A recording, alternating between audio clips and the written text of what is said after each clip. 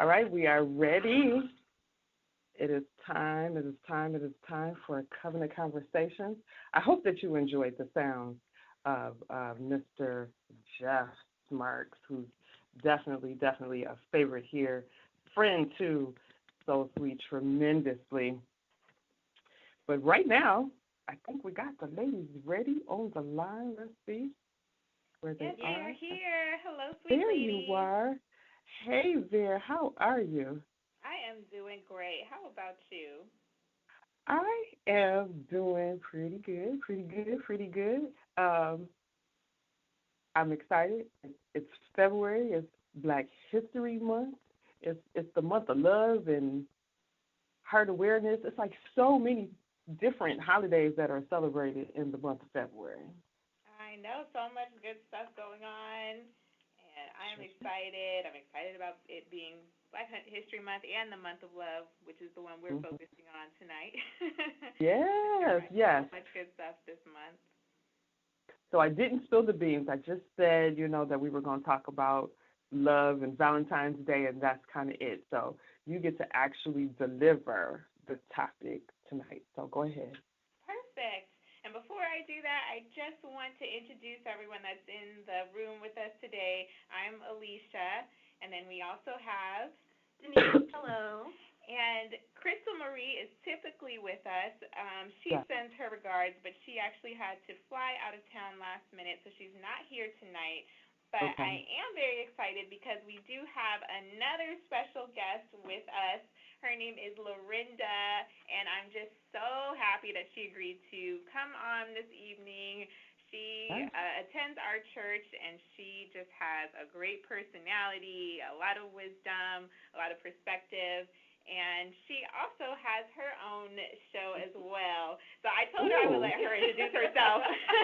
I'm kind of going in already. Why don't you just share a few words with us, introduce yourself. Well, hello, everyone. It's so great to be here on the show. Welcome. I'm really excited about the topic tonight. As Alicia said, I do have a show. It's called Woman to Woman. It's on Blog Talk Radio. I also am a blogger. So you can check out my blog and a snippet of my upcoming book at lorindaready.com. So once again, I'm really excited to be here and looking forward to a great conversation tonight. Thank you so much for having me. You are welcome. Yes, you are very welcome. And don't forget to follow us on social media. We want you to go to facebook.com/COVEconvo. That's facebook.com/CovConvo, or you can follow us on Twitter at COVEconvo, and you can also interact with us during the show by leaving comments. Thank you, Denise. So without further ado, our topic tonight is Valentine's Day as a single. And I know that for some people, it's just, a cutesy day to have fun, maybe pass out cards and candy. For other people, it's kind of just like a regular day. And then for some people, it may even be kind of a downer day, or a day where they're a little sad, or a day that maybe reminds them what they don't have in their life. And so we just kind of wanted to take some time to talk about Valentine's Day from a single perspective, kind of cover the different ways people approach the day as a single person, and even share our own personal stories and a few tips for people since we have the Valentine's Day coming up just next week. So to start, I think we should start with some personal stories. So what is your worst what was your worst Valentine's Day experience? Ooh, that is a good one. I will start. So just because we were talking about Valentine's Day as a single person, I'm actually going to share that my worst experience was when I had a boyfriend. So I call it the Valentine's Day that wasn't. It was all the way drama. And we had actually planned a very nice date overnight at wine country, and it's a couple hours drive to get there. On the way there, just trying to get there was ridiculous. We argued the entire trip over something very petty, and we actually made U-turns to go home twice. Oh, wow. And on the way, I'm calling to see if we can get refunded for the room and everything that we had planned, and we could not. And so the plan was we were going to have a room, we'll have in-room massages, champagne with strawberries, and then the morning we were going to do a wine train tour across the Napa Valley. We barely did make it there, only because we found that we could not get our money back for the hotel. So we said, whatever, let's just go and do this anyway.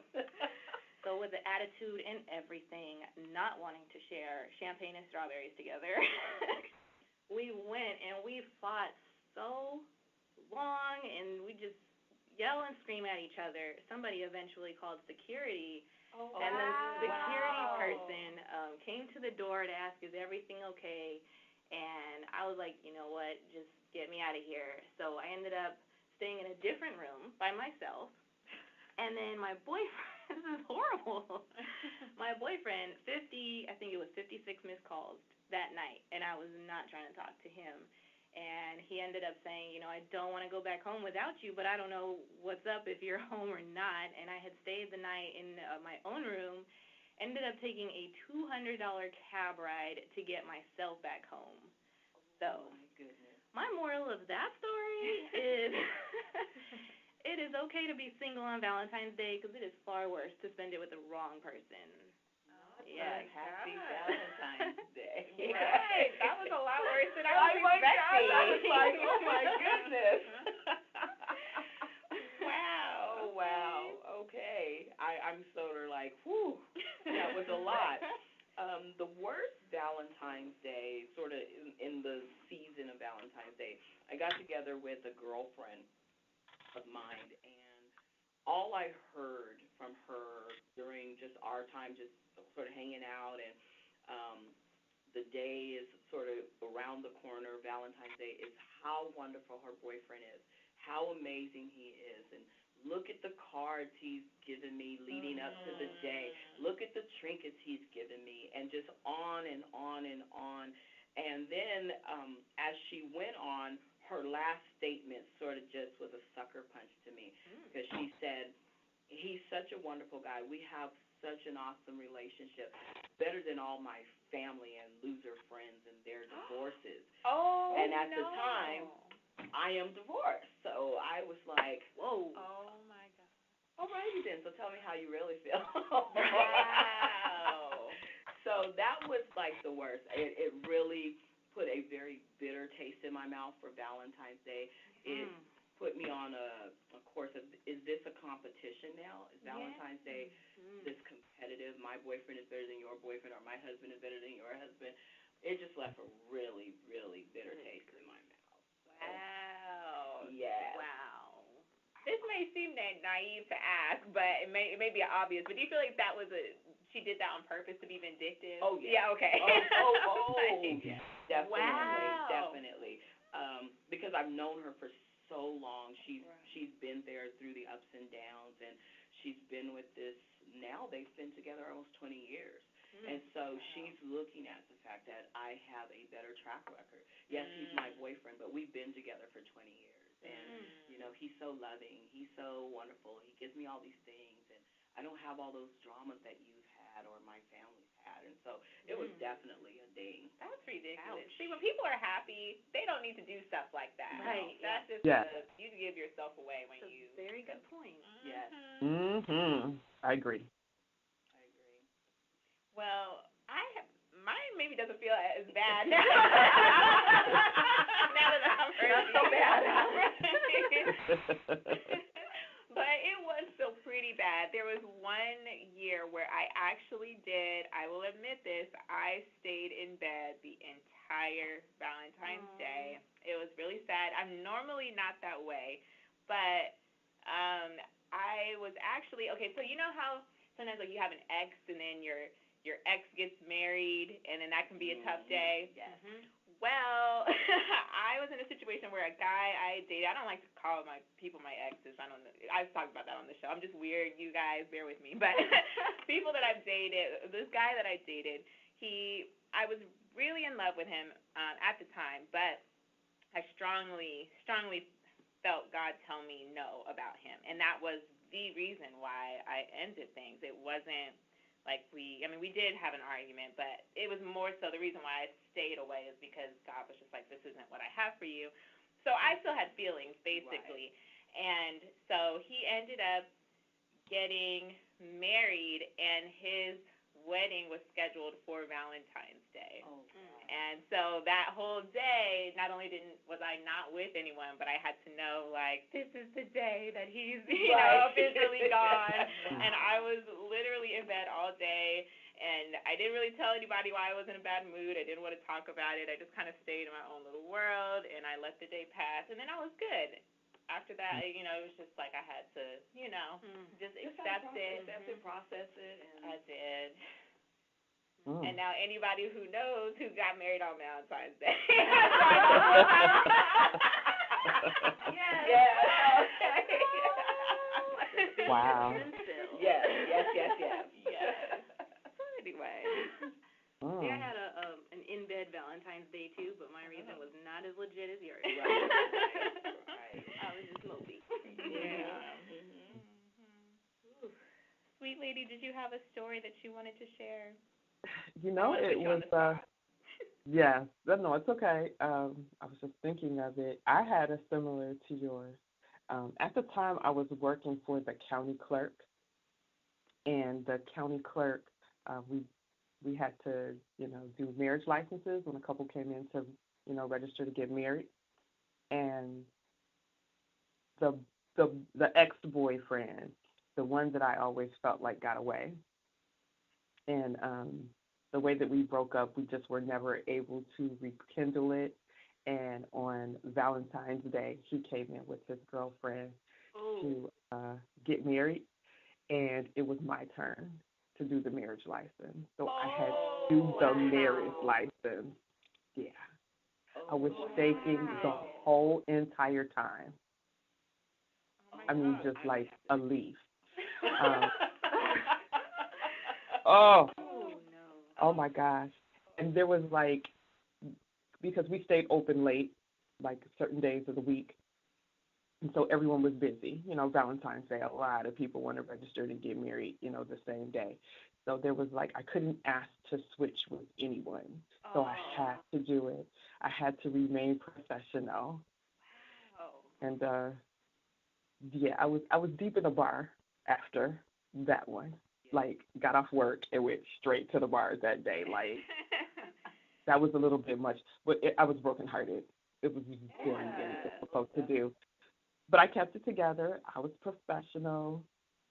I did my job, and I had to go deep inside of myself and be happy. So it was almost one of those Vestas congratulations kind of, moment. So that's my. Wow.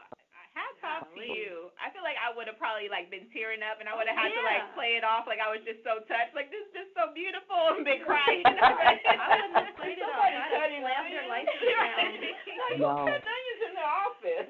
Right. Oh my God. No, it was all that I could do to hold it together and get done with it. And I went to have a drink. That was one of the hardest things I've done. Now, hindsight 2020, God knows what he was doing, because I wasn't someone that I was supposed to marry. But at that time, it was devastating. It was very, very hard. I felt like I lost 5 pounds that day. Wow. Yeah. When those emotions are still very there, very heavy, that is difficult to work through. You're still connected to this person. Oh, yeah. Voice quivering, hand quivering. It was very difficult. And, as you stated, being professional, seeing this happy, soon-to-be bride with this individual, hats off to you. Yeah. I don't know if she knew. But, he did. And, it's comedy now. If I go back and, think about it in my head, or if I could reenact it, him trying to play it off And, her not knowing, and I have no idea, what her perception of that moment was, but it was interesting. Wow. Well, on a brighter note. Yes, a brighter one. What are some of your best Valentine's Day experiences, ladies? I can go. The best Valentine's Day when I was a very young bride living in Texas, very young, very naive, newlyweds, no money, um, really scraping by. But my hubby decided not to use his lunch money, not to eat that day, and stopped on the way home to 7-Eleven and bought me a single rose with little tiny teddy bear. And I am a junk food junkie, and he bought me my favorite cookies. And that was just so endearing because I was, sort of like, you bought me, well, wait, where'd you get the money for this? And he was like, oh, I didn't eat lunch today. So that was just like he sacrificed eating lunch to make sure he bought me something on Valentine's Day. He didn't want me to feel left out. And so that was absolutely amazing. Like, I just teared up and was crying. You didn't eat lunch. Now I have to go cook you this amazing dinner. So that was the best for me. That's so sweet. What I love about that is it's such a small gesture, but it was so meaningful. Yes. I love that. Yes. What about yours, Denise? Well, so conversely to my other experience, which was when I was coupled up, my best Valentine's Day was as a single. And we called it Galentine's Day, which was a term that we stole from Parks and Recreation. So it was just me and one of my girlfriends went out. We were both single at the time. We got absolutely glammed up. We had reservations at a very nice restaurant, and we got each other gifts, and we just hung out, enjoyed each other, and had a really good time, kind of like a date, but with girlfriends, and it was just a really fun time. And what's nice about it is you're so focused on the good time that you're having, you're not really paying attention to the fact that everybody around you is booed up. So it was a really fun time. That's a cute name, Galentine's Day. Yes, I like clever. Mine is, well, I'm using an example from when I wasn't dating someone either, because I think this was just the sweetest thing. So my best single Valentine's Day is when I was in college. I was a freshman in college, and one of my guy friends, we kind of had this little crew that was mostly girls but a couple guys. One of the guys showed up to my dorm room in a suit and tie to walk me to class. He had a rose, and he had a card on the outside of my dorm room, and he had made a little ring to propose, like out of foil. It was so cute, you guys. I was like, oh my gosh. That is awesome. Yeah, it totally. That was awesome. It made my day because I wasn't expecting anything at all. And so when I just opened my door and he's just all dressed up, I'm like, oh my gosh. So my mom loves him to this day. Now, can I ask, was that in effort to become more than a friend? I did find out later that he did have feelings for me. Okay. Yes. It never worked out, but, he did. And it was very sweet. That's sweet. That's very sweet. That is very, very sweet. I love that. And planning. I love the fact that this is something he was thinking about and planning. So good job. Yes. Nice. And sweet lady? Okay. My most romantic, two scenarios. I didn't celebrate Valentine's for the most part with, I would try to spend it with my daughter. So those were the most memorable Valentine's Day. And so we always went out of our way to buy one another really nice gifts. And that was like our sugar binge day. Like we would make cookies and just like all different kinds of things and, cards and gifts and stuff. So Valentine's Day is always very, very memorable. But I would say with a significant other. I was dating a guy in the military, and he could not. He was on duty on Valentine's Day, so he left me roses on top of my car with a card, and he said that the very next day we were going to that he had a very special surprise for me, and I had to work that very next day.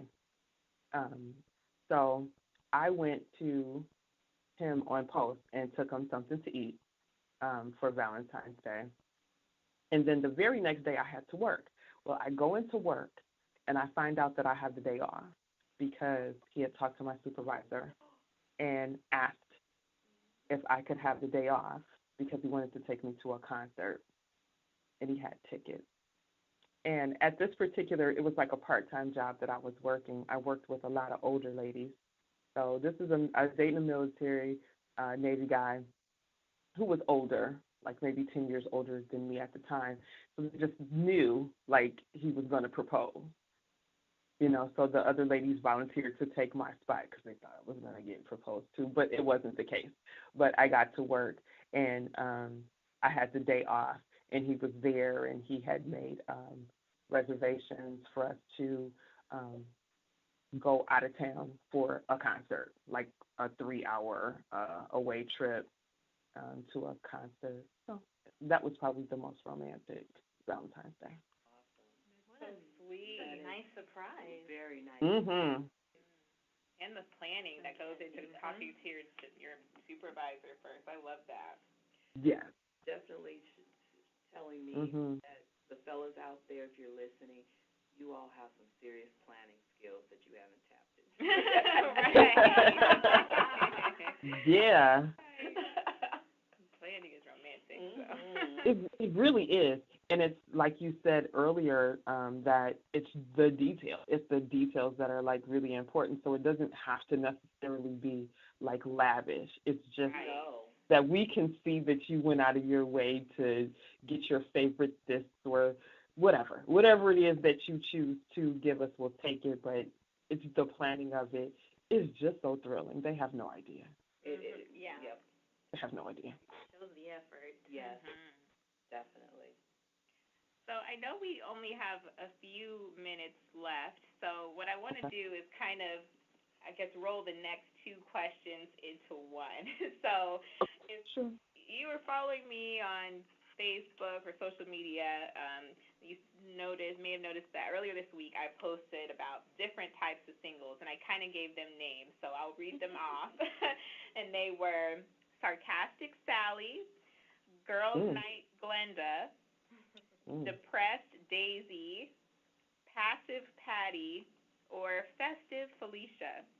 So the last couple questions for all of you are, A, how do you like to spend Valentine's Day? And if you want to use one of these names or another one, feel free. And then what tips would you have for anyone in any of these categories or, just in general? So say the names again. Say the titles I'll again. do it one more time. So Sarcastic Sally, Girls Night Glenda, Depressed Daisy, Passive Patty, or Festive Felicia. Okay. I'll go first. I think for me now, being older, single, it's really just spending time with my children when they're around. My two oldest are grown, so they sort of have their own lives and they go out with their friends. I still hang out with my youngest daughter, or if she decides to also bail on me and go hang out with her auntie or whatnot, I usually crawl up with a good book, or it's definitely a night to watch one of my favorite chick flicks, Brown Sugar. Yes. And so that's really how I spend my time. And then as we were talking earlier before the show, Alicia's list, I loved her list. I sort of added for myself, Don't Care Dana. It's just another day. I just don't care. I'm in it for the candy. It goes on sale. Yes, it goes on sale. So that's really it for me. And I would just encourage singles out there to just know first and foremost that you really are loved. Um, we serve a Heavenly Father who totally and completely loves you and is pursuing you. Isn't it nice to have someone who loves you pursuing you? So you are loved, and to just surround yourself with others who are loving towards you, and understand that Valentine's Day, even though it's the day that society says it's the love day, every day is truly the love day. And to go out not just expecting it on this one day, but go out and give it every day. So that's what I would just leave with single. That's good. That's very good. Well, for me, I actually go between all of, well, that sounds a little schizophrenic, but I go between all of the days, the personalities. Mostly, I can go mainly between Girls Night Glenda, which is, the best experience that I had, and I've done it a couple other times. But I also do the Depressed Daisy thing, which last year is what I was doing, and it was so sweet because I was in my room the entire time, and when I finally came out, there was my sister and her husband. I share a house with them, and they had put a chair in front of my bedroom door, and when I opened the door, it had all these beautiful gifts on it, just so sweet, teddy bear and a pink sweater and stuff. But as a single, I think you really need to do what you feel. And whatever makes you comfortable. If you want to get out with the girls, absolutely do it and have a good time. If you need to be in your feelings, that's a good thing too, and sometimes you need to do that because sometimes, we did not plan to be single, and that is not our intended way to spend the night, and there's nothing like Valentine's Day to remind you that you are where you don't want to be. Right.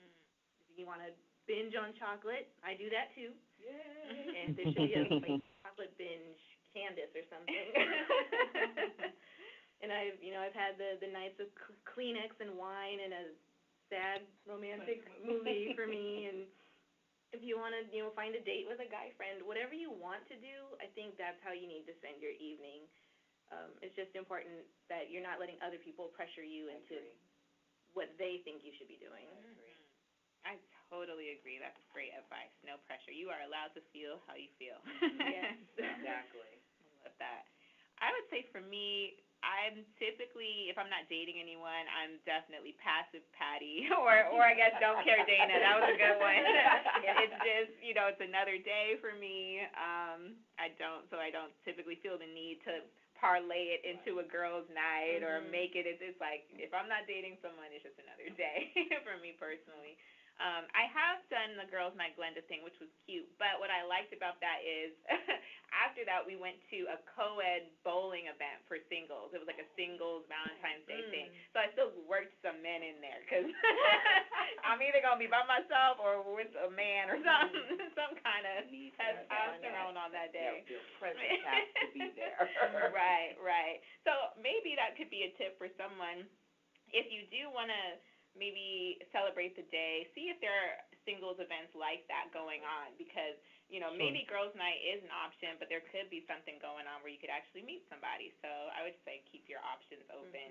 And then my other recommendation would just be maybe for the Sarcastic Sallies. So I don't want to come off as like telling you how to feel or anything because I'm very anti that. I think, feel how you feel. But I would say be careful of projecting that out there because that's how some people deal with the day. It's like, oh, well, I guess I'm not going to get any gifts. Seeing as how I don't have a boo. You start seeing those kind of posts. And the reason why I would just say be careful of that is because if you do want to be dating someone, a man could see that and it could be a turnoff. It maybe could make you come off more negative than you are or just come off a certain way. So I would just be really careful about doing something like that. I think, it's fine to be disappointed or to be sad, but I would just be careful of doing that publicly in ways that might paint you in a certain light that you really aren't in. And so that would just be my advice. Good advice. Thank you. Very good.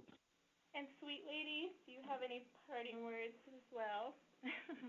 I'm going to babysit this year for several couples that want to go out actually on Valentine's Day.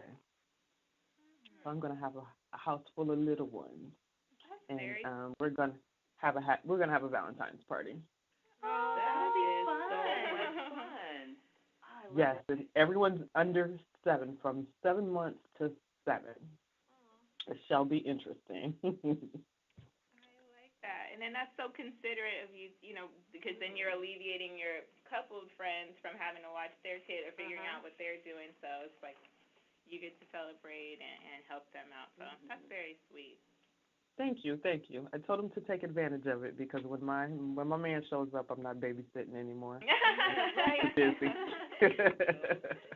So I just pray that you reap what you are sowing into your Thank friends' you. You're welcome. So thank you so much for having us on, and I just hope everyone listening got something from the show. If anything, from hearing our worst stories, hopefully you just know your day can't be worse than that. Hopefully. Yes. And then hopefully, people also benefited from the tips that we shared. So thank you so much, sweet lady. Thank You're you. very welcome. And Lorinda, welcome. It was Thank very you. nice to have you here. I look forward to sharing more with you in the future of Covenant Conversation. Definitely. This was awesome. I enjoyed it. Oh, okay. Take care, ladies, and you guys have a wonderful Valentine's Day. You too. too. Have fun. Happy Valentine's Day. Take care. Bye. Bye-bye. Bye.